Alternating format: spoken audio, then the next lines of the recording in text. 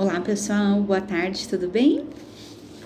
Bom, hoje é sexta-feira, eu vou postar mais um vídeo para vocês e eu peço para que vocês compartilhem se vocês acharem que que esse conteúdo vai ajudar alguém, tá bom? Principalmente alguma mãe que esteja passando por essa situação, ok?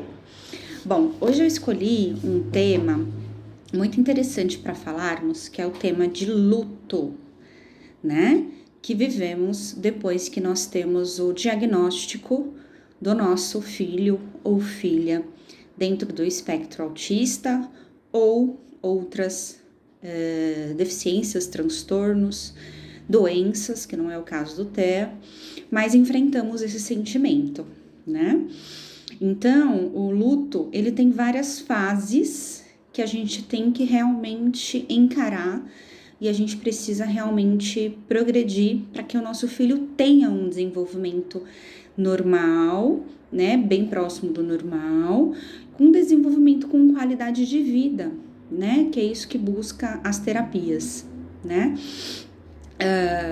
E isso depende muito de o quanto a gente consegue lidar com esses sentimentos de luto e a culpa que vem junto com isso, né? Existem algumas fases do luto, na verdade, não vou explicitar todas elas aqui, mas eu gostaria de falar um pouquinho sobre a culpa, né?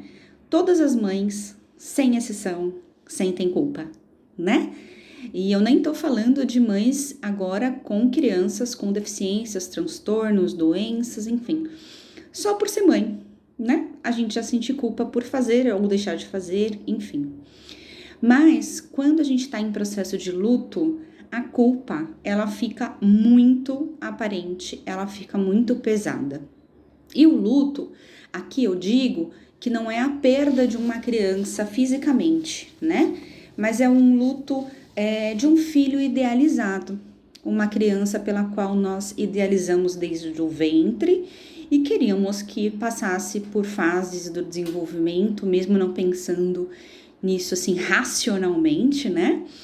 Nós desejamos que fizesse isso, que fizesse aquilo, que falasse mamãe, que falasse papai, que comesse, que brincasse com outras crianças, idealizamos festas de aniversário, idealizamos viagens, idealizamos uma série de coisas para esse filho idealizado, tá?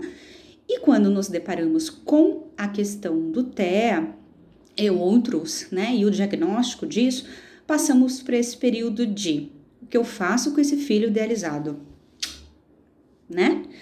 Então, esse filho idealizado, ele precisa ser reconstituído, ele precisa ser ressignificado, né?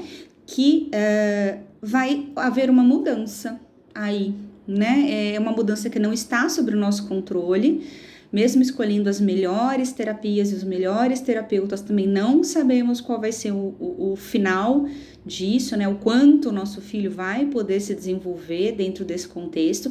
Esperamos que muito, né? Mas essa resposta não temos, nem como mãe, nem como psicóloga, nós não temos essa resposta de forma nenhuma. Mas nós temos que lidar com os nossos sentimentos. E os nossos sentimentos, às vezes, se deparam com sentimentos de pessoas que estão próximas de nós, a nossa família, os nossos amigos. Então, existe um luto familiar também envolvido, né? Então, ao mesmo tempo que a gente tem que aceitar esse nosso novo filho, né? Podemos falar assim, nós temos também que lidar com terapias, gastos, comportamentos disruptivos e a aceitação de toda a família nesse contexto. Às vezes, até o convencimento de muitos integrantes da família de que tudo isso é necessário e todo esse peso é grande. Então, meu alerta né? Devemos ter cuidado porque passaremos por esse momento, se não passamos ainda, passaremos em algum momento. Para algumas mães, para algumas mulheres é mais tranquilo, é mais leve, para outras nem tanto.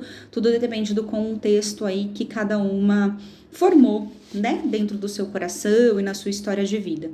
Mas o importante é que a gente cuide da nossa saúde mental, que a gente tenha amparo psicológico, que a gente tenha amparo de amigos e de pessoas dentro da família que possam entender as nossas angústias, para que a gente possa desabafar, para que a gente possa dividir angústias, dividir medos e não só ficar enraizado na culpa e em tudo que a gente tem que fazer.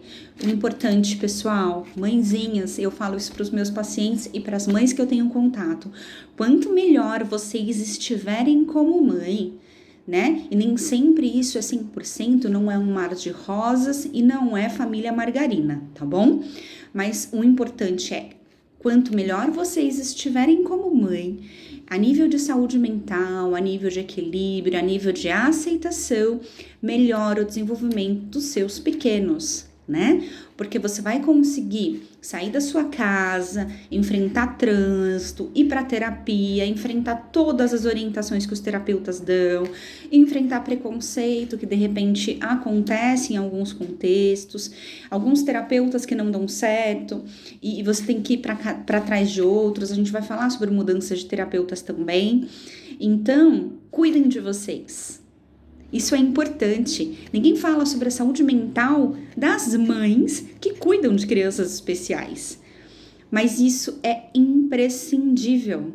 A gente precisa estar bem para os nossos filhos estarem bem também. A gente precisa estar bem para crises que acontecerão, para comportamentos disruptivos que acontecerão, né? Para enfrentamentos familiares que acontecerão, sem sombras de dúvidas, ok? Então, esse luto desse filho idealizado vem com uma culpa muito grande. Então, é importante que a gente respire fundo e que a gente busque pessoas e terapeutas que possam ajudar a gente nesse momento. Porque cobrança, a gente já faz bastante só nós mesmas, né? A gente não precisa do outro para ajudar a gente a fazer isso.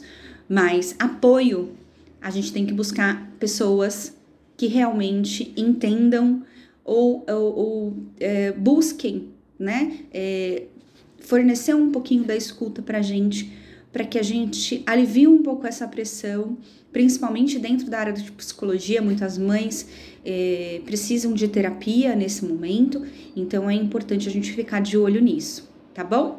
Então, é o que eu disse no vídeo anterior, aconteceu comigo, acontece comigo, eu vou dividir com vocês, nós não estamos sozinhas, tá bom?